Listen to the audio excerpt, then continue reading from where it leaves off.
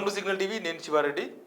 టెట్కు సంబంధించిన ఒక విషయం చెప్పడానికి ఈ వీడియో చేస్తున్నాను. నేను టీచర్స్ ఎలిజిబిలిటీ టెస్ట్, ఈ టెట్రు రాసే వాళ్ళ ఇబ్బందులు చాలా ఉంటాయి. కానీ వాళ్ళు ఇప్పుడు అప్లికేషన్ చేసుకోవడానికే అప్లై చేసుకోవడానికే చాలామంది అభ్యర్థులు ఇబ్బంది పడుతున్నారు. దానికి సంబంధించిన వివరణ చెప్తా. ఎక్కడ ఇబ్బంది పడుతున్నారు, ఏం చేస్తున్నారో నేను ఒక వివరంగా చెప్పే ప్రయత్నం చేస్తా. టెట్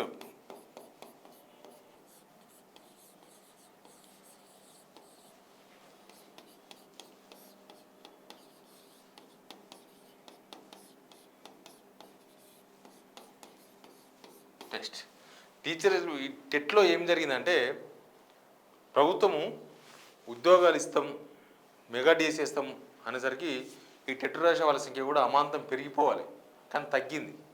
అంతకుముందు సంవత్సరం కన్నా ఇప్పుడు తగ్గింది. ఎంతమంది అప్లై చేసుకున్నారు? యాక్చువల్గా ఇంకా ఈ నెల 20 వరకు టైం ఉంది, 20 తేదీ వరకు టైం ఉంది. ఇప్పటివరకు అప్లై చేసుకున్నది 2 లక్షల మంది. తెలంగాణ వచ్చినప్పటి నుంచి ఇంత తక్కువ మంది ఎప్పుడు అప్లై చేసుకోలేదు. మినిమం 2,70,000 మంది మినిమం అప్లై చేసుకున్నారు. ఇంకా ఎక్కువనే ఉన్నారు, 3,75,000 ఉన్నారు, 3,95,000 ఉన్నారు. కానీ ఫస్ట్ టైం 2 లక్షల మంది మాత్రమే ఇప్పటివరకు అప్లై చేసుకున్నారు. దానికి కారణం ఏంటంటే ఫీజు, గవర్నమెంట్ వసూలు చేస్తున్న ఫీజు. 2 పేపర్లు, ఒక పేపర్ అయితే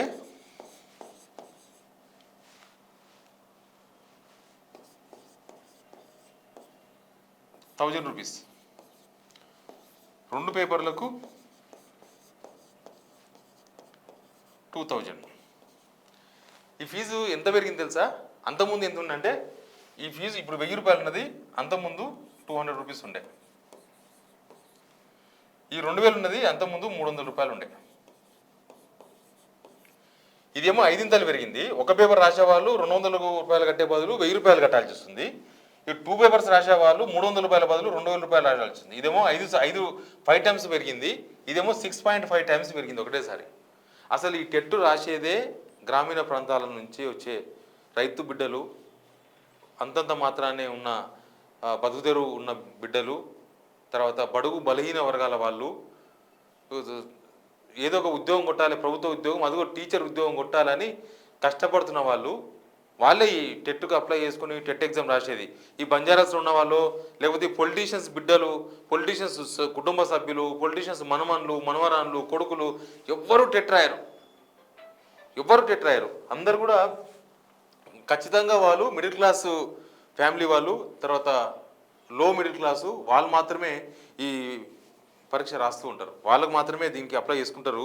ఇప్పుడు వాళ్ళ జేబులకే కన్నం పెట్టింది ప్రభుత్వం. అది ప్రాబ్లం ఇక్కడ. ఇప్పుడు చాలామంది అప్లై చేసుకోవడానికి కారణం కూడా అదే.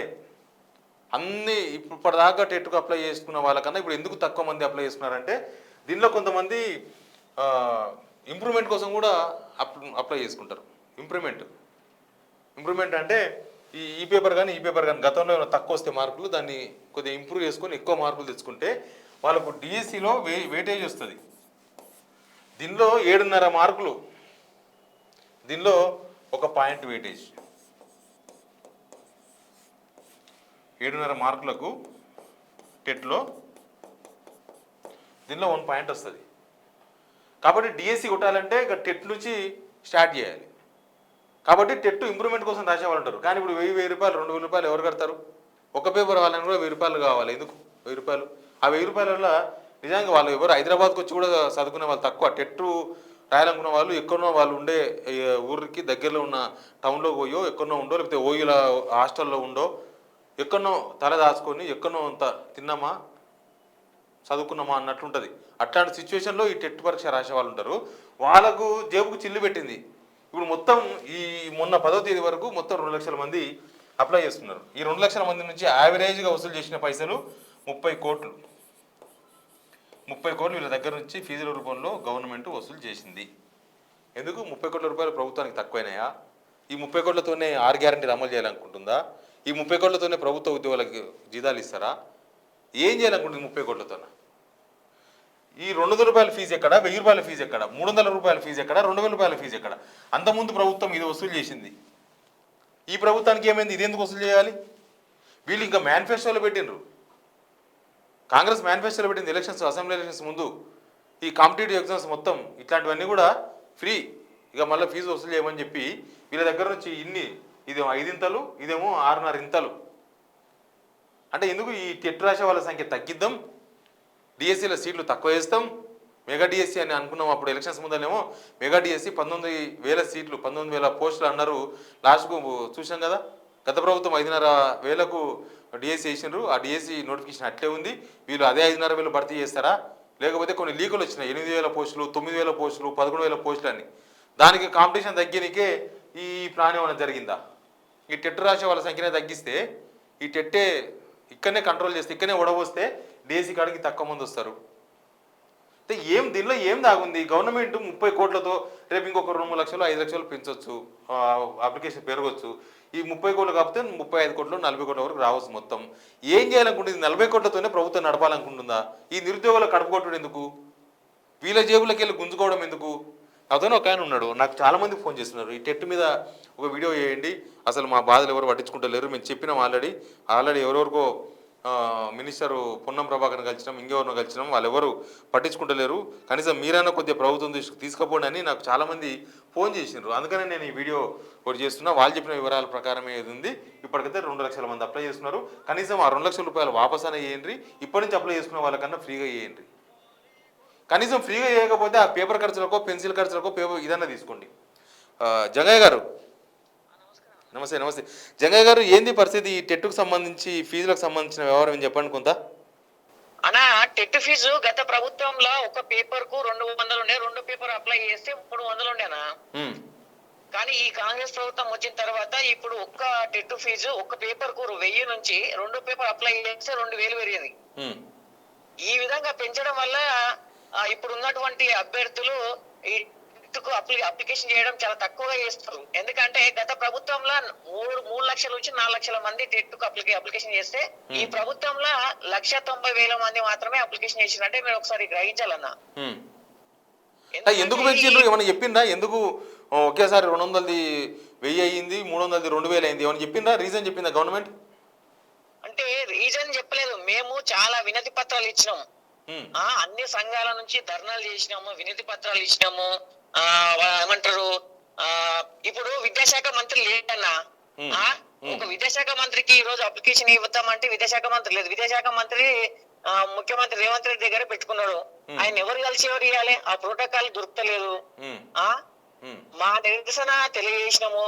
వాళ్ళ సీఎం నరేందర్ ఉన్నాడు కదా, సలహాదారుడు వేం నరేందర్ రెడ్డికి ఇచ్చినాము. అయినా కానీ ఇంతవరకు స్పందన లేదు. ఈ రాష్ట్రంలో ఎప్పుడైనా కానీ ఒక విద్యాశాఖ మంత్రి ఉండాలి కదన్నా ఈ సమస్యలు పరిష్కరించుకోవాలంటే.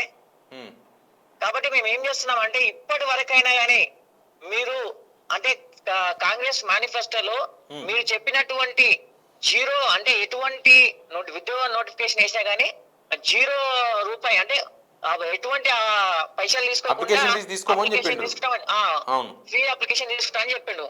కానీ ఈ రోజు ఏం చేస్తుండు?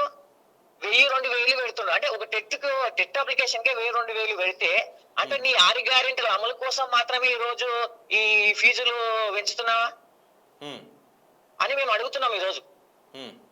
కాబట్టి మేము ఏం చేస్తున్నాం అంటే, మీరు వెంటనే ఈ పునరాలోచించి వెంటనే ఎటువంటి ఫీజు లేకుండా మీరు టెట్ ఫీజును తీసుకోవాలని మేము ఉస్మానియా యూనివర్సిటీ విద్యార్థి తరఫున మేము డిమాండ్ చేస్తామన్నా. ఇది ఇట్లా మీ మీడియా నుంచి మీరు ఇట్లా దీన్ని సీఎం రేవంత్ రెడ్డి గారికి తెలియజేయాలని మేము కోరుకుంటున్నాం. థ్యాంక్ యూ జంగారు. ఆ ప్రయత్నమే నడుస్తుంది.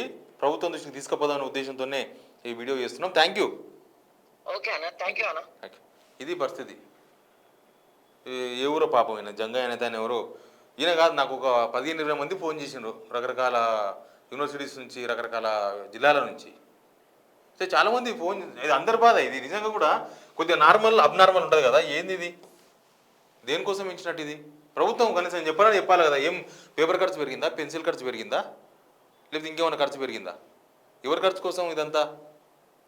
ఖచ్చితంగా ప్రభుత్వం పునరాలోచించాల్సిన అవసరం ఉంది.